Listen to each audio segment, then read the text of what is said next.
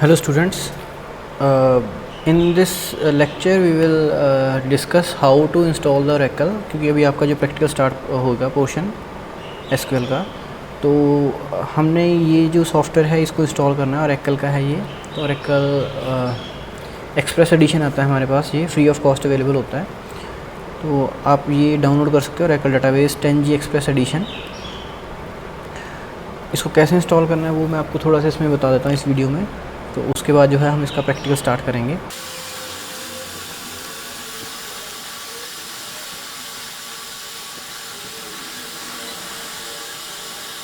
तो यहाँ पे आपको नेक्स्ट पे क्लिक करना है, आपको लाइसेंस को एक्सेप्ट करना है, देन नेक्स्ट पे क्लिक करना है। ठीक है, तो ये आपको यहाँ पे सी ऑटोमेटिकली उठा लेगा, तो आपको सी में ही इंस्टॉल करना है इसको। यहाँ पे पासवर्ड रख देना, जो भी पासवर्ड रखोगे वो याद रखना।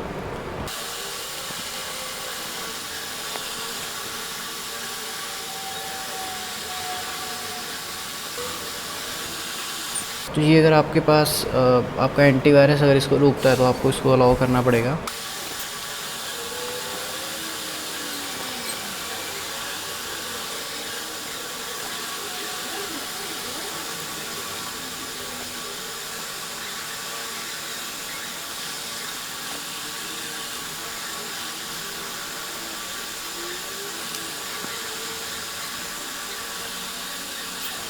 तो इसको आप फिनिश कर दोगे, उसके बाद जो है आपको इसको रन करना है।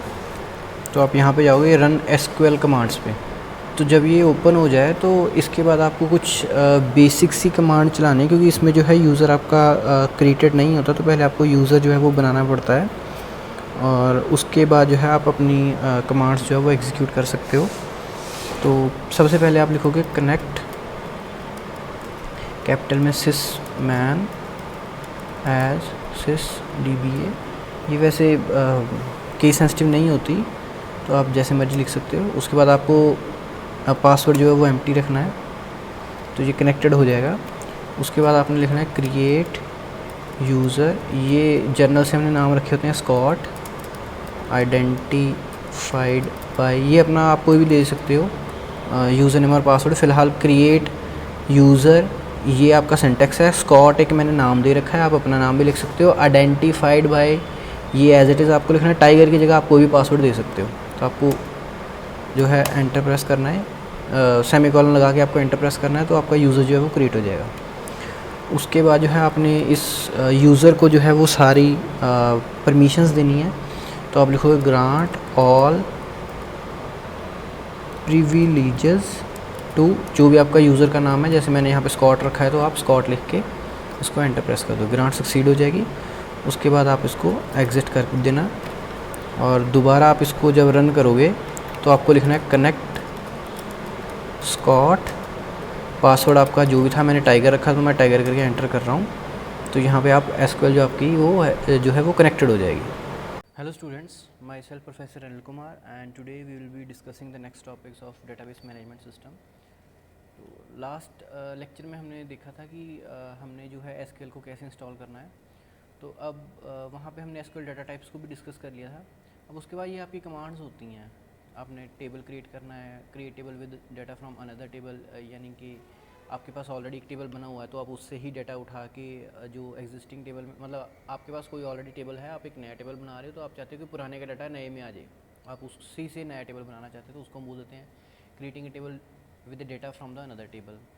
उसके बाद आपने टेबल्स में वैल्यू को इंसर्ट करना होता है, आपने कॉलम्स को अपडेट करना होता है, कॉलम की वैल्यू को भी अपडेट कर सकते हो और कॉलम की जो डेफिनेशन है उसको भी अपडेट कर सकते हो। उसके बाद रोज़ को कैसे डिलीट करना है, ठीक है, कॉलम्स को कैसे ड्रॉप करना है। क्वेरिंग जो है ये है आपका सिलेक्ट स्टेटमेंट वाला सिस्टम आ जाएगा सारा। कंडीशनल आप कैसे वैल्यू करते हो, नल वैल्यूज़ पे कैसे मैच करना है, पैटर्न मैचिंग कैसे करनी है, तो ये सारा जो है टॉपिक ये हम जो है ये देख लेंगे। तो इसमें क्या है कि इसमें आपको प्रैक्टिस की ज़रूरत पड़ेगी। इसमें क्या है, सिंपल आपका सिंटेक्स है, तो मैं आपको जो है सिंटेक्स आपको बता दूंगा, और आपको जो है कुछ ये जो कमांड्स है वो चला के भी दिखा दूंगा।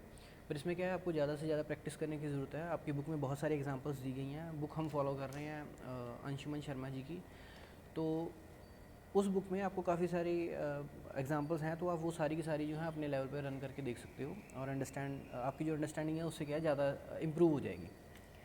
तो एग्ज़ाम में जब भी ये क्वेश्चन आता है तो आपको सिर्फ वहाँ पे आपको सिंटेक्स देना होता है और आपको एग्जांपल क्रिएट करनी होती है। कई बार क्या होता है कि आपको एज इट इज़ एक प्रॉब्लम दी हुई होती है, उसको आपको क्वेरी में जो है रिप्रेजेंट करना पड़ता है। तो हम देख लेते हैं इसमें क्या क्या है। तो सबसे पहले तो हमें जो है ये जो मैंने स्क्रीनशॉट या ये इमेजेस जो ली हैं मैंने एज इट इज़ बुक से उठा ली हैं सिंटेक्स के लिए। तो इसको जब हम रन करेंगे तो वो मैं आपको रन करके एसक्यूएल पे दिखा दूँगा। तो सबसे पहले है कि नेमिंग, आपको टेबल्स के नेम किस तरह देने हैं। तो सबसे पहले आपको जो टेबल का नाम है वो हमेशा लेटर के साथ स्टार्ट होना चाहिए। इट मस्ट बिगन, मस्ट मतलब हमेशा होना चाहिए। कॉलम का जो नाम है वो 30 करैक्टर से ज़्यादा लेंथ का नहीं हो सकता। एसक्यूएल एक रिजर्व वर्ड है, आप इसको यूज़ नहीं करते। आप A to Z वैल्यू को यूज़ कर सकते हो, स्मॉल ABC यूज़ कर सकते हो, 0 to 9 यूज़ कर सकते हो। अगर आपको स्पेशल करैक्टर्स यूज़ करने हैं तो उसमें अंडरस्कोर अलाउड है, हैश अलाउड है और डॉलर साइन, ये 3 ही अलाउड है। उसके बाद जो भी आपका हर टेबल को एक ओरेकल अकाउंट ने मतलब होल्ड करके रखा होता है। जैसे हमने स्कॉट नाम का एक यूज़र बनाया तो वो ऑटोमेटिकली वो नाम जो है यूनिक होना चाहिए। उसके बाद जो मतलब हर यूज़र, जैसे स्कॉट है, अगर ये स्कॉट नाम का यूज़र है तो उसके अंडर जो भी टेबल्स होंगे वो सभी का टेबल का नाम जो वो अलग अलग होना चाहिए, सेम नहीं हो सकते। उसी तरह एक टेबल के अंदर जो आप कॉलम्स बनाओगे वो भी आपके यूनिक होने चाहिए, वो सेम नेम नहीं हो सकते। उसके बाद जो आपके ओरेकल है वो केस सेंसिटिव नहीं है, तो आप किसी भी जो लैंग्वेज में आप यूज़ कर सकते हो। मतलब आपने स्मॉल ABC यूज़ करनी है या कैपिटल यूज़ करनी है, वो आपके ऊपर डिपेंड करता है। और उसके बाद अगर आपने बाई चांस डबल कोट्स में लिख दिया तो वो क्या होता है कि आपका जो नाम है वो रिजर्व्ड वर्ड्स में चला जाता है। नॉर्मली इसको हम यूज़ नहीं करते, ये वैसे आपकी इन्फॉर्मेशन के लिए। उसके बाद ओरेकल टेबल जो है वो आपका 100 कॉलम्स तक वैल्यू हो सकती है इन ओरेकल 8i। एक्चुअल में ओरेकल के जो वर्जन होते हैं 8i, उसके बाद 9, फिर 10, फिर 11, अभी R12 शायद चल रहा है, उसके अबव भी हो सकता है इसका कोई वर्जन आ गया हो। तो ये जो आपको बुक में आपको जो कमांड्स दी गई हैं वो 8i के अकॉर्डिंग दी गई हैं। जहाँ जो भी आपको रूल्स इसमें बताए गए हैं वो आपको 8i के अकॉर्डिंग बताए गए हैं। तो जो 8i में है वहीं आपके तकरीबन सभी आगे कंसिस्टेंट ही रहते हैं, थोड़ा बहुत फ़र्क पड़ता है। तो आपने सिर्फ ये ध्यान रखना है जो हम यहाँ पे रूल्स पढ़ रहे हैं वो सारे 8i के अकॉर्डिंग पढ़ेंगे। उसके बाद जो कॉलम नेम है उसमें हम कोटेशन मार्क को नहीं यूज़ करते, स्पेसेस का यूज़ नहीं करते। तो इन्हें कुछ एग्जांपल दे रखे हैं, जैसे ये कुछ वैलिड नाम दे रखे हैं और ये इनवैलिड है, क्योंकि यहाँ पे देखिए ये स्टार्ट इन्होंने डिजिट से कर दिया, ये स्पेशल कैरेक्टर से स्टार्ट कर दिया, इसमें डॉट डॉट लगा दी जो कि अलाउड ही नहीं है। और ये एक्चुअल में डॉट डॉट यहाँ पे रिप्रेजेंट कर रहा है कि ये 32 करैक्टर्स, आपने 32 करैक्टर से ज़्यादा वैल्यू दे दी है। उसके बाद ये ऐड आपको अलाउड नहीं है, ये आपने स्टार्टिंग डिजिट से कर दी है। तो इस तरह जो है ये इन्होंने एग्जांपल दे रखी है। मतलब ये आपको रूल्स पता होने चाहिए जब भी आपने टेबल्स या कॉलम्स के नाम देने। अब आपकी कमांड्स की बारी आती है। तो हमने जो है स्टार्टिंग में पढ़ा था एक DDL होती थी, डाटा डेफिनेशन लैंग्वेज, जिसमें हम डिफ़ाइन कैसे करते थे उसकी बात करते थे। उसके बाद हम DML की बात करते थे, डाटा मैनिपुलेशन, कि आप डाटा को मैनिपुलेट कैसे करते हो। उसमें हमने इसमें हमने पढ़ी थी क्रिएट और अल्टर कमांड, तो हम उसी की डिटेल में जाएंगे। उसके बाद हम जो DML में हमने पढ़ी थी इंसर्ट, अपडेट, सिलेक्ट और डिलीट, तो ये हम स्टडी करेंगे। और इसमें से सबसे ज़्यादा जो मतलब डिटेल जिसकी सबसे ज़्यादा होती है वो सिलेक्ट की होती है, तो ये हम बाद में देखेंगे। आज जो है हम इंसर्ट, अपडेट और डिलीट को देख लेंगे। उसके बाद हमने DCL में पढ़ा था आपका डाटा कंट्रोल लैंग्वेज, ग्रांट और रिवोक। और TCL में हमने पढ़ा था आपका रोल बैक और कमिट। तो वो सारी कमांड्स जो हम वो देख लेंगे, उनके सिंटेक्स ही देखेंगे। तो सबसे पहले क्या है कि आपको टेबल बनाना होता है। टेबल में क्या है, आपका कॉलम होता है, तो आपको कॉलम नेम बताने होते हैं, उनमें कौन सी डेटा टाइप आएगी वो आपको बतानी होती है। तो उसके अकॉर्डिंग ये सिंटेक्स है, तो ये आपको सिंटेक्स एज इट इज़ याद रखना पड़ेगा। क्रिएट टेबल इन्होंने कैपिटल में लिखा है, आप स्मॉल में भी लिख सकते हो, पर इसमें स्पेस नहीं है, याद रखना है। स्कीमा होता है कोई यूज़र का नाम, जैसे आप स्कॉट कर रहे हो तो आप स्कॉट आपको लिखना पड़ता है। ये ज़रूरी नहीं है, जब आपके पास मल्टीपल स्कीमास है तब आप इसको लिखते हो। अब यहाँ पे जो ब्रैकेट में लिखा होगा वो ऑप्शनल है, मतलब आपने लिखना लिखो, नहीं लिखना ना लिखो, आपकी इच्छा है। अगर स्कीमा लिखते हो तो उसके बाद आपको डॉट लगाना पड़ता है, ये टेबल नेम होना चाहिए, ये आपका कंपलसरी है। उसके बाद कॉलम नेम कंपलसरी है, डाटा टाइप उसकी कंपलसरी है। डिफ़ॉल्ट एक्सप्रेशन होती है कि अगर आप जब कॉलम में वैल्यू इंसर्ट कर रहे हो तो अगर आप वैल्यू अपनी तरफ से नहीं देते तो उसमें कोई डिफ़ॉल्ट वैल्यू जानी चाहिए, तो वो आप यहाँ पे दे सकते हो, ये भी ऑप्शनल है। कॉलम कंस्ट्रेंट्स जो थे ये हमने पढ़े थे प्राइमरी की, फॉरेन की, नॉट नल, और यूनिक की। तो ये जो है ये सारे आपके कॉलम कंस्ट्रेंट्स हैं, मतलब आप कॉलम के ऊपर अगर कोई कंस्ट्रेंट लगाना चाहते हो तो वो ये 4 या 5 टाइप्स के होते हैं अलग अलग, तो वो आपको लास्ट में लगाने होते हैं।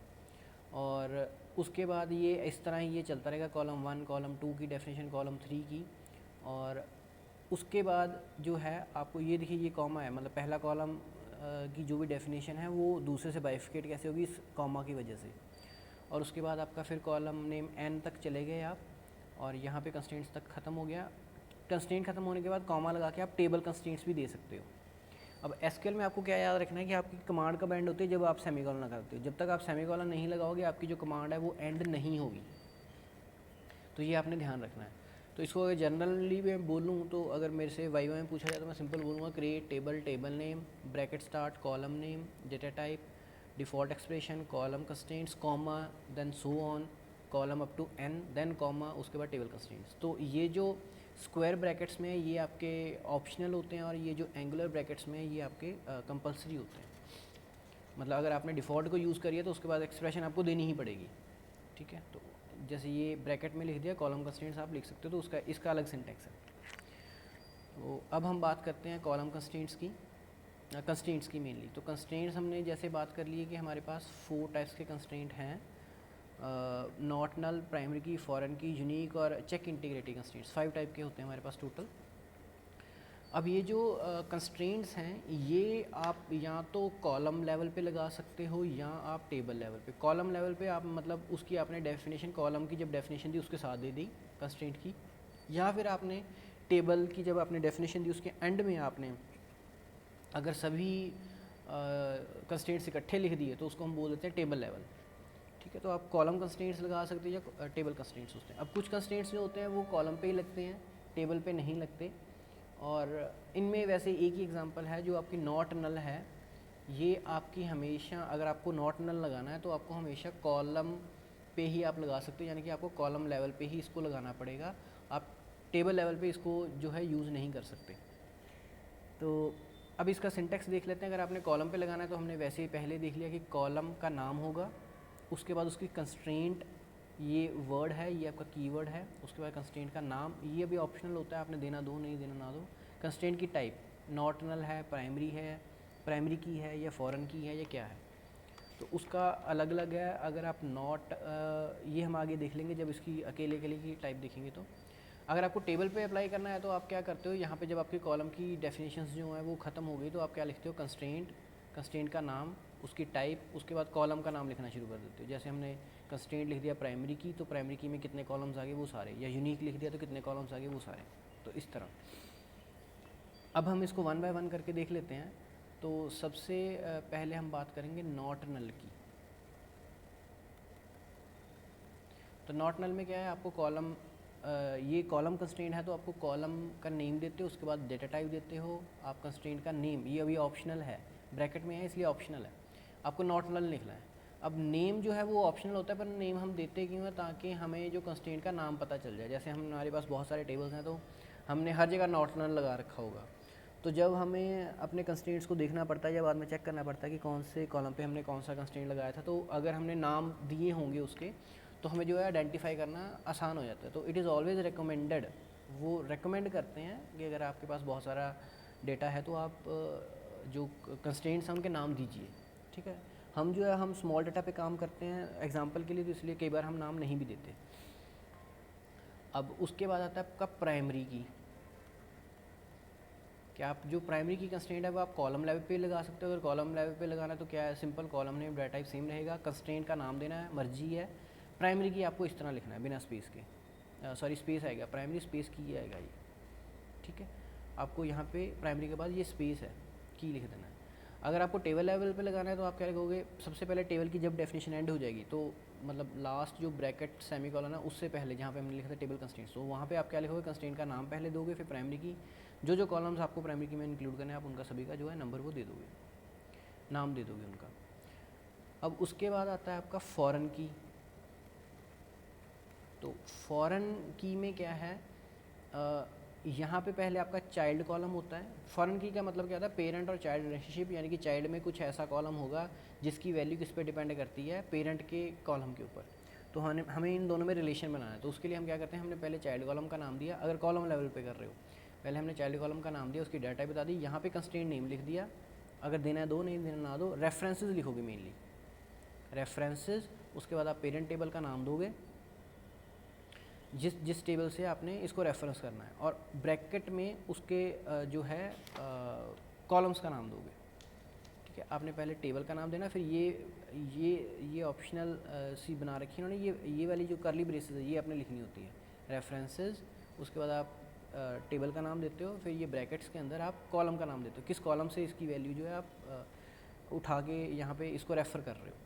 ऑन कैस्केड डिलीट जो है ये ऑप्शनल होता है, इसका मतलब ये होता है कि अगर आप बाई चांस कल को आप पेरेंट में से कोई रो डिलीट करते हो तो उसके कॉरस्पॉन्डिंग जो भी चाइल्ड टेबल में रो हो वो डिलीट होनी चाहिए, अदरवाइज़ वो कह लो कि वो अनाथ हो जाएगी। तो इसलिए हम ऑन कैस्केड जो है, ऑन डिलीट कैस्केड जो वो लगाते हैं। अगर आपको टेबल लेवल पे लगाना है तो आप क्या करोगे, पहले कंस्ट्रेंट नेम लिखोगे, फिर फॉरेन की। अब यहाँ पे देखिए फॉरेन की वर्ड आया है, यहाँ पे रेफरेंसेस आया, तो ये ध्यान रखना, कंफ्यूज नहीं होना है। यहाँ पे रेफरेंसेस है, अगर कॉलम लेवल पे आप फॉरेन की बनाते हो तो आप सिर्फ रेफरेंसेस वर्ड यूज़ कर रहे हो, इसी से पता चल जाता है कि आप फॉरेन की जो है डिफाइन कर रहे हो। पर अगर आपको टेबल लेवल पर करना है तो आप यहाँ पर फॉरेन की वर्ड यूज़ कर रहे हो। उसके बाद चाइल्ड कॉलम का नाम, एक का नाम, दूसरे का नाम, रेफरेंसेस, पहले का पेरेंट टेबल, फिर दूसरे का पेरेंट टेबल। उसके बाद पहले कॉलम का जो मतलब ये पहला कॉलम किसका चाइल्ड है उसका नाम, दूसरा कॉलम किसका चाइल्ड है उसका नाम, ऑन डिलीट कैस्केड। उसके बाद आता है आपका यूनिक। अब यूनिक में क्या होता है कि जो आपकी वैल्यू वो हमेशा अलग अलग होनी चाहिए। अब प्राइमरी क्या की में भी वही होता है, पर primary key is a combination of not null plus unique. मतलब प्राइमरी की में आपकी वैल्यू ना तो खाली हो सकती है और ना ही वो सेम हो सकती है। यूनिक के केस में क्या है, वो नल हो सकती है, उसमें क्या है कि हर नल को हम अलग अलग गिनते हैं। तो यूनिक में आपका नल जो है वो हो सकता है, तो इसलिए इसका column name, data type, constraint name ये एक ऑप्शनल है। यूनिक आप ऐसे लिखोगे, अगर आपने कॉलम लेवल पे लगानी है तो कंस्ट्रेंट नेम, यूनिक, उसके बाद कॉलम नेम आप लिखते जाओगे, लास्ट में सेमी कॉलन है। तो सेमी कॉलन तो आपको डालना है जब भी आपने कमांड को एंड करना है। इसी तरह आपका है चेक। चेक का मतलब होता है कि जब आप वैल्यू इंसर्ट करोगे तो आपने पहली वैल्यू फिक्स कर दी कि इन्हीं में से वैल्यू आपकी होनी चाहिए, कंडीशन ही आप लगा देते हो। जैसे मान लीजिए आपने जो है जेंडर बना दिया, तो जेंडर की वैल्यू या मेल या फीमेल ही हो सकती है, या आपका ट्रांसजेंडर हो सकती है। तो आप क्या करते हो, पहली वैल्यू आप फिक्स कर देते हो, तो उसे हम बोल देते हैं चेक। तो आपने कॉलम नेम दे देना, डाटा टाइप देना, कंस्ट्रेंट नेम ऑप्शनल है, चेक कंडीशन, क्या कंडीशन आप लगाना चाहते हो। और ये अगर टेबल लेवल पे लगाओगे तो पहले कंस्ट्रेंट नेम जैसे सभी में चल रहा था, उसके बाद चेक यहाँ पे आपको लिखना है सेम, और कंडीशंस लिखनी है। अब सिर्फ आपको ध्यान क्या रखना है कि आपका फॉरेन की के केस में स्पेशल होता है, कॉलम के लेवल पे यहाँ पे रेफरेंसेस लिखते हैं, और टेबल के केस में यहाँ पे हम फॉरेन की लिखते हैं, बाकी सेम ही रहते हैं। प्राइमरी की यहाँ पे भी प्राइमरी की है, यहाँ पे भी प्राइमरी की है, यहाँ पे भी यूनिक लिखा हुआ है, यहाँ पे भी यूनिक लिखा हुआ है, यहाँ पे भी चेक ही लिखा हुआ है, यहाँ पे भी चेक ही लिखा हुआ है। उसके बाद आपकी आती है क्रिएट टेबल, जो हमने आपके सिलेबस में देखा था, create table from another table. मान लीजिए आपके पास कोई और टेबल बना हुआ है ऑलरेडी, तो आप क्या चाहते हो कि उस टेबल में से आप डाटा उठा लो, मतलब जो वैल्यू उसमें है वो यहीं पे उठा लो। तो इसमें कंडीशन क्या होती है कि जितने कॉलम यहाँ पे लिखोगे उतने आपके सिलेक्ट स्टेटमेंट में होने चाहिए, और उनकी डाटा टाइप जो वो सेम होनी चाहिए। ये जर्नल है कि आपको ये तो चीज़ें पता ही होनी चाहिए। तो इसमें क्या है, create table, table name, column name. अब देखिए यहाँ पे इन्होंने शॉर्ट कर दिया, पहले वाला जब आपका क्रिएट टेबल था तो वो आपका सिंटैक्स पूरा डिटेल में दे रखा था उन्होंने, तो मैंने वहाँ पे ही आपको बोला था कि अगर सिंपली इसको लिखेंगे तो सिंपली आप ऐसे लिखोगे, क्रिएट टेबल, टेबल नेम, क्योंकि ये कंपलसरी है। कॉलम नेम, डाटा टाइप्स भी इन्होंने छोड़ दिए फिलहाल, क्योंकि आप यहाँ पे डाटा टाइप वही बन जाएगी जो आपकी सिलेक्ट स्टेटमेंट की होगी। तो इसलिए आप क्या करोगे, create table, table name, column name two as select, यहाँ पे आप कॉलम नेम लिखने शुरू कर दोगे फ्रॉम उस टेबल से जहाँ से आपने उठाना है। ठीक है, तो ये एज सेलेक्ट, आगे ये जो सिलेक्ट का सिंटैक्स होता है वो ऐसे होता है, सेलेक्ट, यहाँ पे जो भी आपने कॉलम्स उठाने होते हैं यहाँ पे स्टार लगाते हैं, इसकी काफ़ी थ्योरी है वो हम आगे देख लेंगे। सिलेक्ट, उसके बाद फ्रॉम, किसको सिलेक्ट करना है, फ्रॉम कहाँ से सिलेक्ट करना है, उसके बाद टेबल नेम आता है। ठीक है, तो यहाँ पे ये सेमीकोलन लगेगा। तो एज सेलेक्ट स्टेटमेंट, ये जो सिलेक्ट स्टेटमेंट है वो पूरी की पूरी इससे रिप्लेस हो जाएगी। सिलेक्ट जो भी आपके कॉलम नेम्स होंगे, फ्रॉम जिस भी आप टेबल से आपने उठाना है। अब उसके बाद आती है आपकी ये आएगी, अब क्योंकि हम ने बात की थी DDL में, तो DDL में पहले आपने अभी तक क्रिएट कर लिया, अब आपको उसको मॉडिफाई भी करना पड़ सकता है आपके टेबल्स को। तो उसके लिए आपके पास कमांड होती है अल्टर टेबल, अगर आपने पूरे पूरे टेबल को मॉडिफाई करना है।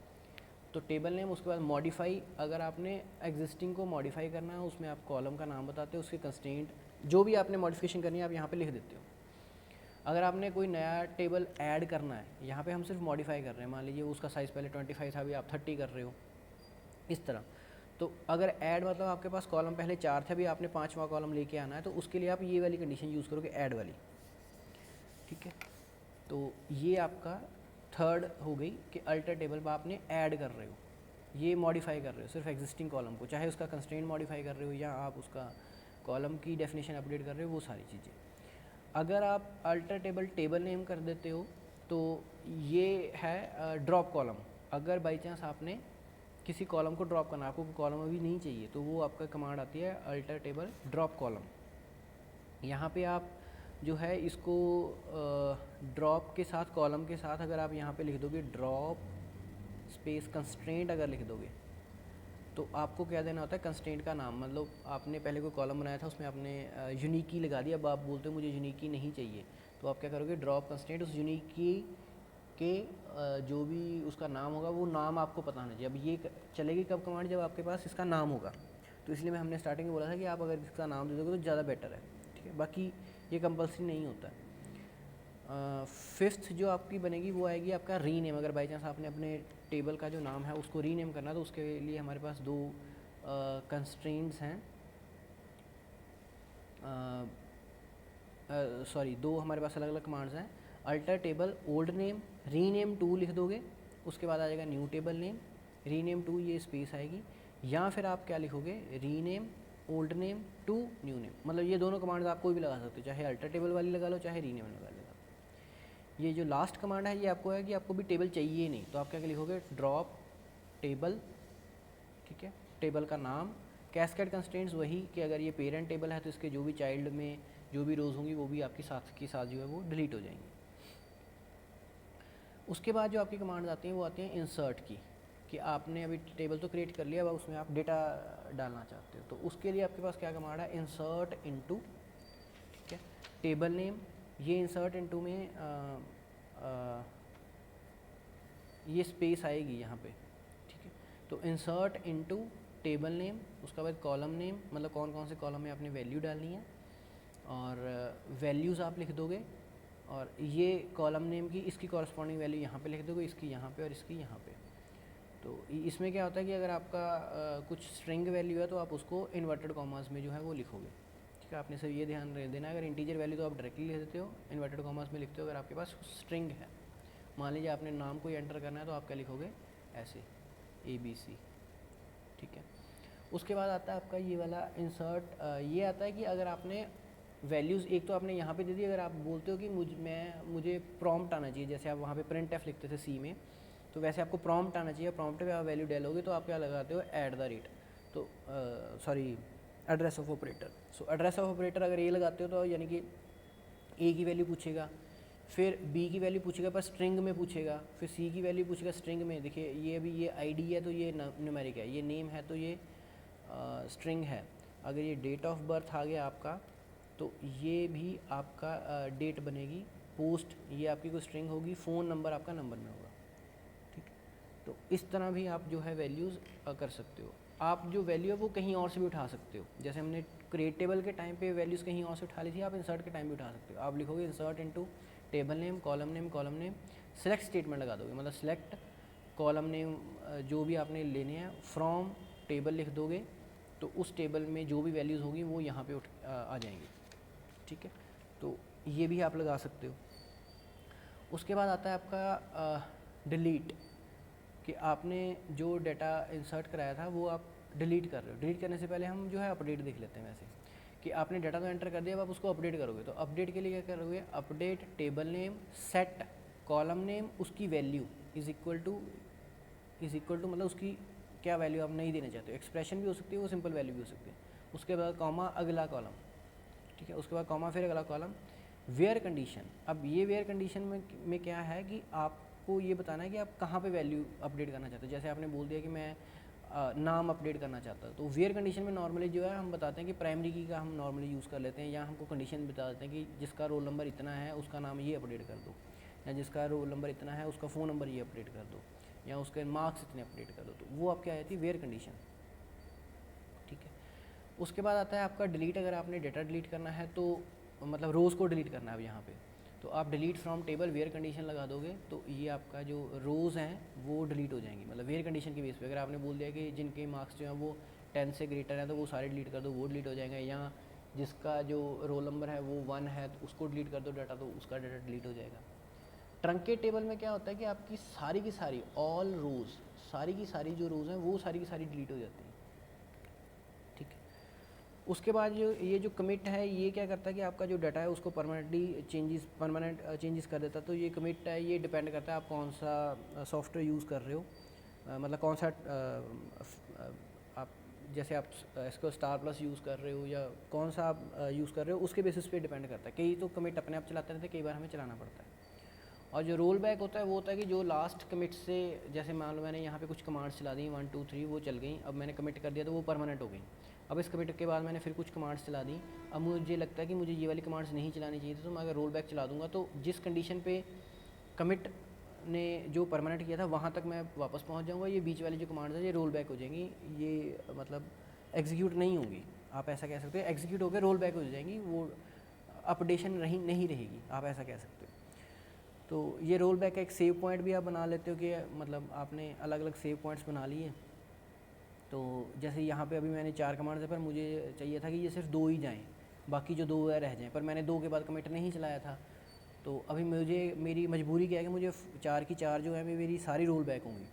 तो अगर मैं इस चीज़ से बचना चाहता तो मैं क्या करूँगा, 2 चलाऊँगा उसके बाद एक सेव पॉइंट बना दूँगा, फिर 2 कमांड्स चलाऊँगा या 4 कमांड्स चलाऊँगा फिर सेव पॉइंट बना दूँगा। अब जब मुझे रोल बैक करना है तो अगर तो मुझे सारा रोल बैक करना है तो मैं सिंपल रोल बैक चला दूँगा और कमिट तक जो कुछ कमिट के बाद जो कुछ भी मैंने किया वो सारा रोल बैक हो जाएगा, वापस चला जाएगा। पर अगर मुझे चाहिए कि मैं यहाँ तक ही अकेला रोल बैक करूँ तो मैं फिर इस सेव पॉइंट का नाम भी दे दूँगा। तो ये भी आपके पास मेथड होता है। तो अभी इसकी जो कुछ बेसिक्स सी कमांड है उनको हम जो है वो चला के देख लेते हैं प्रैक्टिकली, और उसके बाद आपने क्या करना है, आपकी जो बुक में है पेज नंबर 379 ऑनवर्ड्स आपकी यहाँ पे एग्जांपल्स काफ़ी हैं, तो वो आपने जो है वो चला के देख लेनी है। और अगर आपको किसी एग्जांपल में कुछ प्रॉब्लम आती है या नहीं आपसे एग्जीक्यूट होती तो आप मुझे जो है वो कांटेक्ट कर लेंगे, मैं आपको उसमें हेल्प कर दूँगा। तो जैसे हमने कल बात की थी, हमने क्या करना है, रन एसक्यूएल कमांड लाइन को जो है ओपन कर लेना है। उसके बाद हमने लिखना है कनेक्ट, जो भी आपने यूज़र ने बनाया होगा, तो मैंने स्कॉट बनाया था। उसके बाद पासवर्ड मेरा था टाइगर, तो मैंने टाइगर एंटर कर दिया। अब हम एसक्यूएल के साथ कनेक्ट हो गए। तो अब हम क्या है कि जो कमांड्स हैं सभी को जो है एग्जीक्यूट करने की कोशिश करेंगे। तो सबसे पहले हम कर लेते हैं क्रिएट टेबल, उसके बाद हमारा टेबल नेम। तो टेबल नेम हम रख देते हैं यहाँ पे स्टूडेंट, और उसके बाद हमने लिखना था कॉलम नेम। तो कॉलम नेम हम पहले लिख देते हैं रोल नंबर,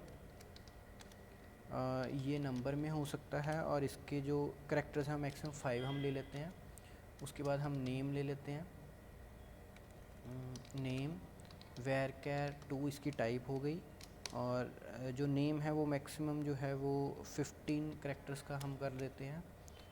और उसके बाद हम क्लास लिख देते हैं, और क्लास भी हम वैरचर 2 कर देते हैं, और इसके मैक्सिमम जो है वो 4 करेक्टर हो सकते हैं। तो हमने सिर्फ इतना, ये सिंपल सा एक टेबल हम बना रहे हैं, हम कोई भी इसमें कंस्ट्रेंट्स वगैरह कुछ नहीं लगा रहे। तो वो भी हम लगा सकते हैं, अगर लगाने तो यहीं भी लगा सकते हैं, बाकी हम धीरे धीरे इसको जो करते जाएंगे। बाकी ये प्रैक्टिस है, जितनी आप करते जाओगे वो उतना आपके लिए आसान है। तो अभी हम सिंपल कर रहे हैं। तो आपने क्रिएट किया, आपने ये सारा जो भी सिंटेक्स पड़ा था उसके अकॉर्डिंग आपने लिख दिया है। उसके बाद आप एंटर प्रेस करोगे तो ये आपका क्या टेबल क्रिएटेड। तो आपका टेबल जो है वो सिंपली जो है वो क्रिएट हो गया। अब हम जैसे बात कर रहे थे इसकी इंटेग्रिटी कंस्ट्रेंट्स की, तो अगर आपने इसको करना है तो सबसे पहले क्या करते हैं, हम इसको ड्रॉप कर देते हैं टेबल को दोबारा पहले एक बार। और यहाँ पे आप इसको कैसे देख सकते हो दोबारा कि आपने क्या टेबल क्रिएट किया था। DESC होती है कमांड, डिस्क्राइब। तो आपने स्टूडेंट अगर लिख दिया एंड प्रेस करोगे तो यहाँ पे आ गया कि ये इसके रोल नंबर है, ये इसका रोल नंबर है, नाम है, क्लास है, ये आपके कॉलम नेम हो गई, ये इसकी टाइप होगी। तो अब हम क्या करते हैं, इसको ड्रॉप कर लेते हैं। अभी ड्रॉप की जो सिंटेक्स था वो था हमारा ड्रॉप टेबल टेबल नेम। तो हम क्या करते हैं, स्टूडेंट कर देते हैं। तो हमने इसको ड्रॉप कर देना है, ये टेबल जो है वो ख़त्म हो जाएगा। अब दोबारा से टेबल को बना लेते हैं। तो हमने क्रिएट स्टूडेंट किया, उसके बाद जो है ये रोल नंबर। तो अभी रोल नंबर को हम क्या कहते हैं, प्राइमरी की। तो आप प्राइमरी की का नाम भी लिख सकते हो। तो हम क्या कर रहे हैं, प्राइमरी की, हम इतना लिख रहे हैं इसको। तो अब इसको एंटर प्रेस कर देते हैं। तो क्या किया हमने, सिर्फ इसको प्राइमरी की बना दिया। इसी तरह आप जो है बाकी जो आपका जैसे टेबल लेवल पे आपने कंस्ट्रेंट लगाने, तो वो सारे जो है 1 बाय 1 करके आप एग्जीक्यूट करके देख सकते हैं। मैं सिर्फ आपको दिखा रहा हूँ। तो यहाँ पे प्राइमरी की बन गई। अब मैंने इसको DEC से दोबारा अगर मैं देखता हूँ तो यहाँ पे देखिए ये आ गया नॉट नल, मतलब रोल नंबर की वैल्यू अभी नल नहीं हो सकती। तो ये हो गया आपका सिंपल क्रिएट का। अब मान लो मैं इसमें एंट्रीज़ करता हूँ। तो एंट्रीज़ करने से पहले क्या करते हैं, हम इसको अल्टर कर लेते हैं टेबल को। अल्टर क्या करेंगे कि हम कहते हैं कि जो आपकी क्लास है उसकी वैल्यू जो BCA 1 2 3 के अंदर अंदर ही होनी चाहिए, उसके अलावा इसमें वैल्यू कोई भी जो है वो नहीं होनी चाहिए। तो हम क्या करेंगे, अल्टर टेबल स्टूडेंट, हमने टेबल को करना है, क्या करना है, मॉडिफाई करना है। ठीक है, अभी हम इसमें ऐड नहीं कर रहे हैं, हम मॉडिफाई कर रहे हैं। तो हमने मॉडिफाई करना है, तो हम क्या कर रहे हैं, मॉडिफाई किसको कर रहे हैं हम, क्लास varchar 2 यहाँ पे 4। अब हम यहाँ पे चेक कंस्ट्रेंट लगा देते हैं। ठीक है, कि जो वैल्यू है वो आपकी हमेशा इसमें ही होनी चाहिए, अपनी आपका BCA 1 2 3 ये 3 वैल्यूज़ होनी चाहिए। तो हम क्या कर रहे हैं, चेक कि आपकी क्लास की value should be in BCA 1, BCA 2, इसको हमें इन्वर्टेड कॉमास में लिखना पड़ेगा। एंड क्योंकि varchar 2 है तो इसलिए ये यहाँ पे हम इस तरह कर रहे हैं 3। ठीक है, तो ये हमने सिंटेक्स पढ़ा था अल्टर टेबल का, मॉडिफाई, क्लास, कॉलम नेम, उसके बाद कॉलम की टाइप थी, उसके बाद हमने उसका कंस्ट्रेंट बताना था। तो हम कंस्ट्रेंट का नाम यहाँ पे नहीं लिख रहे, हम लिख रहे हैं सिंपल चेक कि ये जो आपका कॉलम है उसकी वैल्यू किस में होनी चाहिए, इन जो है ये आपका ऑपरेटर है। तो इन ये आपकी 3 वैल्यूज़ हमने लिख दी हैं। उसके बाद ये क्लास बंद हो गई और यहाँ पे ये आपका चेक बंद हो गया और यहाँ पे आपके मॉडिफाई जो है ये वाला जो आपका था वो बंद हो गया। ठीक है, तो टेबल आपका अल्टर्ड हो गया। अब आप इसको डिस्क्राइब दोबारा देख सकते हो, DESC स्टूडेंट। तो यहाँ पे अभी आ गया, यहाँ पे पर ये जो आपने चेक वाली कंडीशन है ये अब नहीं दिखाएगा। ठीक है, तो अब इसके बाद जो है मान लीजिए मैं इसमें अभी वैल्यूज़ जो है वो सिंपल से इंसर्ट करके उनको अपडेट करके डिलीट करके इस तरह दिखा देता हूँ, क्योंकि मैंने ड्रॉप का आपको दिखा दिया है, अल्टर की मैंने आपको एक एग्जांपल दे दी है। अब मैं इसमें जो है इंसर्ट करके दिखा देता हूँ। तो हम क्या करते हैं, इंसर्ट इनटू टेबल नेम था तो स्टूडेंट आपका टेबल नेम आ जाएगा। अब यहाँ पे हमें क्या देना था, कॉलम के नाम। तो हमने किस में वैल्यू एंटर करनी है, रोल नंबर में। उसके बाद आपने नेम एंटर करना है और उसके बाद आपने क्लास एंटर करनी है। तो उसके बाद हमें लिखना था वैल्यूज़, ये आपका सिंटेक्स था। उसके बाद हम ब्रैकेट में रोल नंबर जो है वो दे देंगे, सॉरी ये आपकी न्यूमेरिक वैल्यू तो सिंपल लिखोगे आप, हम लिख लेते हैं 2500। नेम हम लिख देते हैं जैसे राजेश। ठीक है, और क्लास हम जो है वो फ़िलहाल BCA 2 दे रहे हैं और यहाँ पे ब्रैकेट बंद करके इसको एंटर प्रेस कर दोगे तो 1 रो क्रिएटेड होगी। अब हम गलतियाँ करनी शुरू करते हैं। गलतियाँ करने के लिए मैं अभी दूसरी कमांड यूज़ करूँगा। हम कर रहे हैं इंसर्ट इनटू, उसके बाद हम यहाँ पे लिखेंगे आपका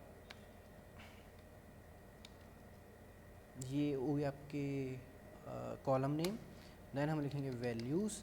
अब जो है हम लिखेंगे सेकंड मेथड जो हमने पढ़ा था, A, B। ठीक है, उसके बाद एड्रेस ऑफ, ये हमने बोला था कि ये प्रॉम्प्ट करेगा, यानी कि हमें पूछेगा, हम वैल्यू सीधी नहीं दे रहे, हमसे ये वैल्यू जो है वो पूछेगा। तो इसमें सिंटेक्स का ही आपको से ध्यान रखना है, सिंटेक्स गलत हो गया तो ये आपको खुद ही बता देगा वैसे तो। अब उसके बाद आपने इसको एंटर प्रेस करना, तो एंटर वैल्यू फॉर A। अब हम रोल नंबर जानबूझ के जो है वो सेम डालेंगे। तो हमने पहले 2500 डाला था, अब हम दोबारा से 2500 डाल रहे हैं। नेम जो था वो हम कोई भी कर सकते हैं, हम रमेश कर देते हैं। और क्लास अभी जो है फ़िलहाल सही डालते हैं, सो हम डालेंगे BCA 1। ठीक है, हमने जो है वैल्यू जो है वो गलत नहीं डाली है। तो अभी इसको प्रेस करते हैं, तो अभी क्या आ गया, एरर यूनिक कंस्ट्रेंट। ठीक है, क्योंकि ये आपने क्या किया था, आपने ये जो वैल्यू है ये आपने सेम डाल दी है। अब एक बार मैं आपको सही वैल्यू डाल के पहले बता देता हूँ। Insert into student, roll number, values ये वाली थी, तो हम वैल्यूज़ अभी करेंगे 2501, सही वैल्यू डाल रहा हूँ मैं। नेम मैंने कर दिया रमेश और क्लास मैंने कर दी BCA1। ठीक है, तो अभी आपका आ गया चेक कंस्ट्रेंट। अब चेक कंस्ट्रेंट में क्या हुआ कि हमने जो BCA के, क्योंकि हमने इन्वर्टेड कॉमा में पहले बात की थी कि जो इन्वर्टेड कॉमा में होती हैं वो वैल्यूज़ जो आपकी वो केस सेंसिटिव हो जाती हैं, तो इसलिए ये एरर आ गया। तो हम दोबारा इसको कर लेते हैं। हम लिख रहे हैं रमेश, चलो आपका ये वाली कंस्ट्रेंट हो गया कि आपका अभी BCA1 पे एरर आया था, चेक कंस्ट्रेंट का एरर आया था। ठीक है, तो अभी हम करते हैं 2501, आपका A की वैल्यू आएगी, B की वैल्यू होगी रमेश, और इसको हम करते हैं BCA1। ठीक है, तो अभी आपकी रो जो है इंसर्ट हो गई। ठीक है, तो अगर आपको ये सारी रोज़ देखनी है तो ये कमांड आपको याद रखनी पड़ेगी। फ़िलहाल सेलेक्ट स्टार फ्रॉम आपको स्टूडेंट करना है। आप सारे स्टूडेंट की जो भी वैल्यू है वो देखना चाहते हो तो यहाँ पे दिखा देगा रोल नंबर ये था, ये नाम है और ये आपकी क्लास है। ठीक है, मतलब आपके पास 2 रोज़ अभी आ गई हैं। तो अभी मैं क्या करता हूँ, एक और टेबल जो है वो हम बना के देख लेते हैं, क्रिएट वाला या इंसर्ट इन क्रिएट वाला बना लेते हैं, क्योंकि हमें पहले क्रिएट करना पड़ेगा। कि हमने बात की थी कि अगर एक और टेबल से हमें एक टेबल बनाना है तो उसके लिए हमारे पास एग्जिस्टिंग टेबल होना चाहिए। तो हम क्या करते हैं, क्रिएट टेबल, टेबल नेम की जगह हम लिख देंगे अब स्टूडेंट कॉपी। ठीक है, और उसके हम जो है वो कॉलम्स के नाम देंगे।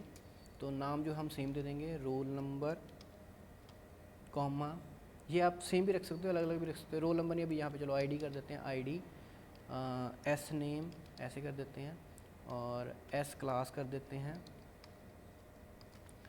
क्रिएट टेबल, टेबल नेम, उसके बाद column name, sorry, as select roll number, comma, name, comma, salary, sorry, name, comma, class from student. ठीक है,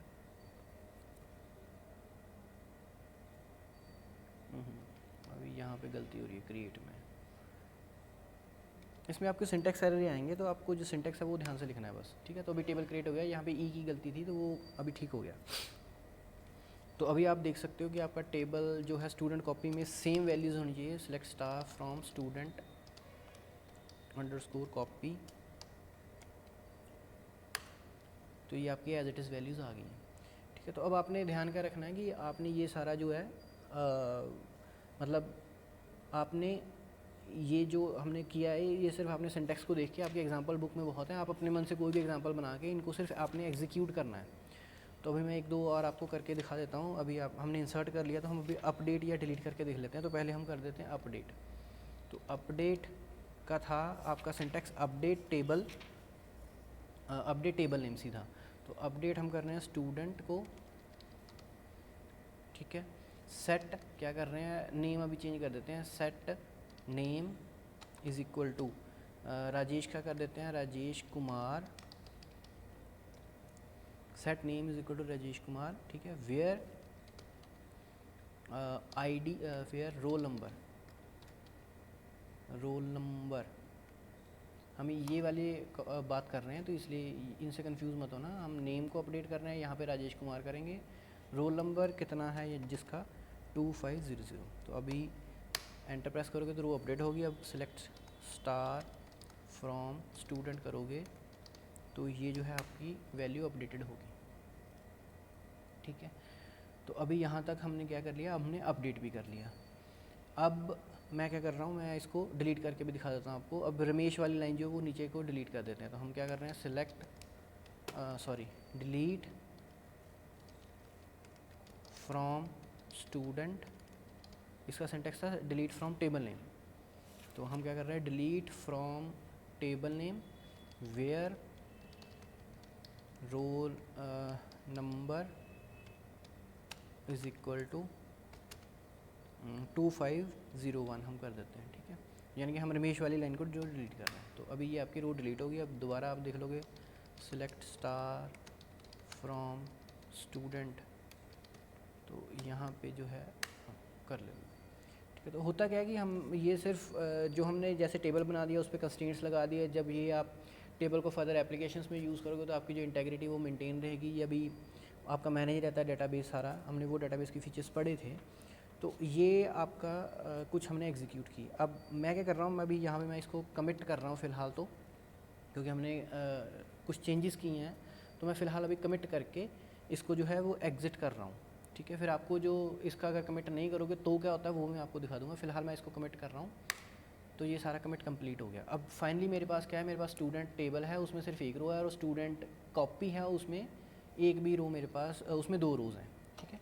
आपके पास स्टूडेंट है, इसमें एक रो है, और जो स्टूडेंट कॉपी है ये वाला हमने देखा था, ये वाला, इसमें आपके पास 2 रोज़ हैं, ठीक है। तो अभी जो है हम इसको एग्ज़िट करके दोबारा इसको चलाते हैं, तो हम देखते हैं क्या आता है। तो अब मैं जो है दोबारा इसको रन कर रहा हूँ। तो यहाँ पे हम करते हैं कनेक्ट स्कॉट टाइगर। तो अभी हमने क्या देखा था कि हमारे पास स्टूडेंट में एक रो थी और स्टूडेंट कॉपी में 2 रोज़ थी। तो अभी मैं स्टूडेंट कॉपी को ओपन कर रहा हूँ। तो हम क्या कर रहे हैं, select star from student copy, ठीक है। तो इसको हम रन कर देते हैं। यहाँ पे 2 रोज़ हैं अभी। तो अभी मैं क्या कर रहा हूँ, इसमें से एक रो को डिलीट करता हूँ, delete from student copy where ID is equal to 2501। तो यहाँ पे अभी मैसेज आया कि 1 रो डिलीटेड है, पर मैं इसको कमिट नहीं कर रहा, मैं डायरेक्टली इसको बंद कर रहा हूँ, ठीक है। अब जब डायरेक्टली बंद किया उसके बाद मैंने इसको दोबारा रन करूँगा, तो यहाँ पे कनेक्ट स्कॉट टाइगर, और यहाँ पे मैं भी कर रहा हूँ select star from student data student copy, sorry. यहाँ पे देखिए अभी भी 2 है। पहले उसने बोल दिया था कि रो डिलीट होगी, पर यहाँ पे हुई नहीं। रीज़न क्या है कि हमने कमिट को नहीं चलाया था। तो ये होता है कमिट का। कमिट ने क्या किया, आपकी जो चेंजेस आपने की वो परमानेंट कर दी थी। अभी जो लास्ट वाली विंडो में हमने क्या किया कि हमने ओपन तो किया, डिलीट भी कर दिया, पर हमने कमिट चलाया नहीं। तो वो जो चेंजेस है वो परमानेंटली आपके डेटाबेस पे नहीं गई। सो आई होप कि आपको ये कमांड्स जो हैं वो कुछ क्लियर हो गई होंगी। In case you face any issue you can contact me. आप करोगे, आप क्या करोगे, जो भी आपकी एक बुक में हैं एग्जाम्पल्स वो सभी को जो है 1 बाय 1 करके रन करके आप देखिए। इन केस आपको कोई प्रॉब्लम आती है तो आप मुझे कॉन्टैक्ट करके पूछ सकते हैं। Thank you very much.